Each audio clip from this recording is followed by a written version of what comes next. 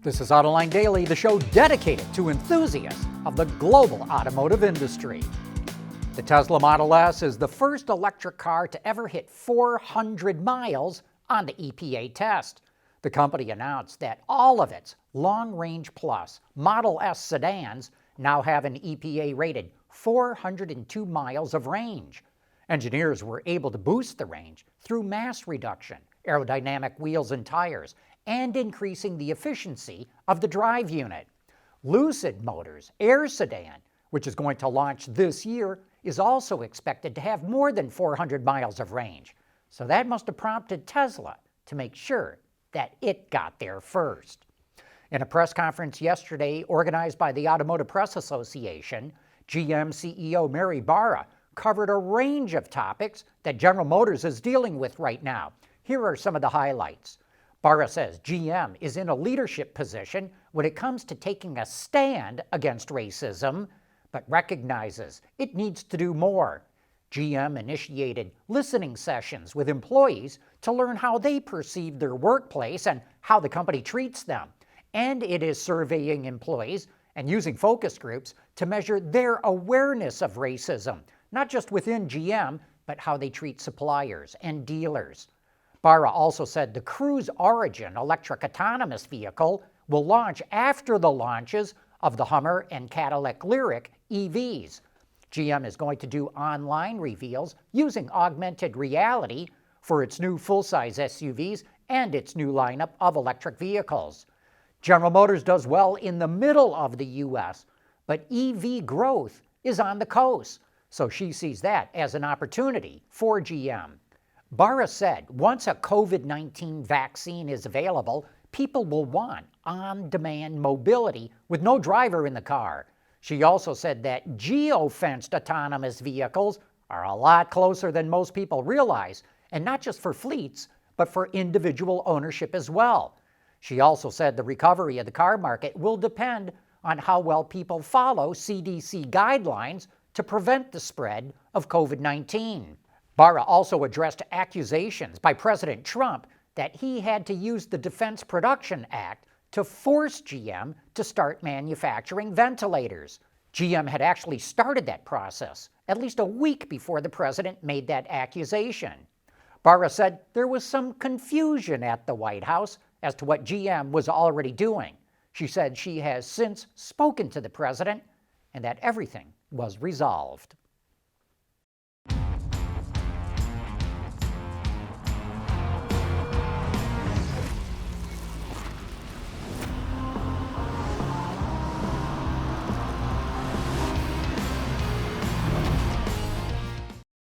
As we've reported, more people seem to be ditching mass transit in favor of personal mobility due to COVID-19. But with more people driving individually, that means there's going to be more traffic. We just spoke with Annie Chang, the head of new mobility at SAE International, which just published a report about how mobility will change due to the COVID-19 pandemic. And she explained the consequences of more traffic. I think that is a very likely scenario, unfortunately, and that will further exacerbate all the issues that we had, the externalities related to private vehicles on the road, such as air pollution, traffic, congestion, and road safety issues. I think that is the fear that we are currently faced with, we meaning the cities, the civil engineers, the urban planners, that we are perhaps driving to a hell scenario where we emerge finally from the pandemic only to be locked down by traffic, right? So I think that there needs to be a lot of action that needs to take place at this time to nudge the people, the individuals, to select, their travel modes, with sustainability and safety in mind at the society level. And of course, you can watch that full interview right now on our YouTube channel. You can also find a link to SAE's full report in today's transcript or in the description box below. Ford is going to reveal the new Bronco on July 9th, which, as it turns out, is the birthday of football star O.J. Simpson. 26 years ago, Simpson famously was riding in a white Ford Bronco that was involved in a slow 60-mile police chase that was televised. The police wanted to arrest Simpson, who was accused of murdering his wife. And for anyone who watched that chase or saw news reports about it, that white Ford Bronco is indelibly etched in their minds. So what do you think? Is Ford crazy to launch the new Bronco on OJ's birthday? Or is it crazy like a fox because of all the publicity that will generate? You can leave your comments below.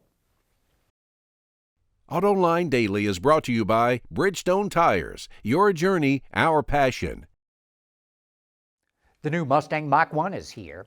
Under the hood is a specially calibrated 5-liter V8 that's projected to make 480 horsepower and 420 foot-pounds of torque. The engine also features parts from the GT350, like the intake manifold, oil filter adapter, and oil cooler, which increases engine cooling capability. Customers can choose between a Tremec 6-speed manual or a 10-speed automatic with an upgraded torque converter and unique tuning. To improve ride and handling, MagneRide shocks are standard, stiffer sway bars and front springs are fitted to the car, and the steering feel is heavier. Fake headlights inside the grille edges is a nod to the classic Mach 1, but the entire front end is optimized for better aerodynamics as well. The belly pan is extended 20 inches rearward compared to the Mustang GT, and it's fitted with underwings and airfoils. A front splitter and rear spoiler improve downforce, and when paired with the handling package, the Mach 1 has about 150% more downforce than a Mustang GT. To make sure customers feel like they're in a special Mustang, the Mach 1 comes with a unique instrument panel with aluminum accents, black seats with an accent stripe, new door sill plates, cue ball shifter knob, and special badging. The new Mustang Mach 1 hits dealerships in the US and Canada in the spring of next year. Nissan unwrapped the all-new Rogue. Styling is a big departure from the current model, but we wonder if Hyundai's designers are going to be mad that Nissan stole the front end off the Palisade. Look how the front end is rounded. The lighting elements are separated. There's a horizontal air inlet below the grille, and even their grills have similar shape.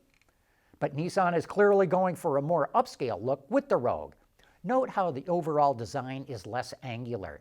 The body side kick-up by the rear door is pushed back. The body lines of the rear extend all the way out to the edges of the vehicle to accentuate its width, and the tail lamps are less bulky and wrap around the sides more. That upscale look carries through to the interior. We dig this two-tone look with diamond stitched seats, as well as the black finish on the material around the shifter. Other interior highlights include a 7 or 12.3-inch digital instrument cluster, a 9-inch center display screen, and a head-up display, which is the first time they've offered it on the Rogue. There's only one engine for the new Rogue, in the US at least, a 2.5-liter four-cylinder that makes 181 horsepower and can be mated to front or all-wheel drive. The new Nissan Rogue goes on sale in the US this fall. And while the Rogue smoothed out its design, the new Lexus IS is more hard-edged than ever before. Note the lines around the headlamps and air vents, as well as the lower side character line that kicks up hard to the rear end. The tail lamps no longer extend down towards the rear tires, but a light bar across the entire rear end now connects the two together. The car comes standard with a 2-liter four-cylinder engine, but a 3.5-liter V6 with two different power outputs are available, either 260 horsepower or 311. Those V6s can be paired with all-wheel drive, otherwise rear drive is standard. All those engines are mated to an 8-speed automatic. There's new interior trim options, and an 8-inch display is standard, but a 10.3-inch screen is available as well. And that new Lexus IS will hit US dealerships this fall. And that is it for today. Thanks for watching, and please join us again tomorrow.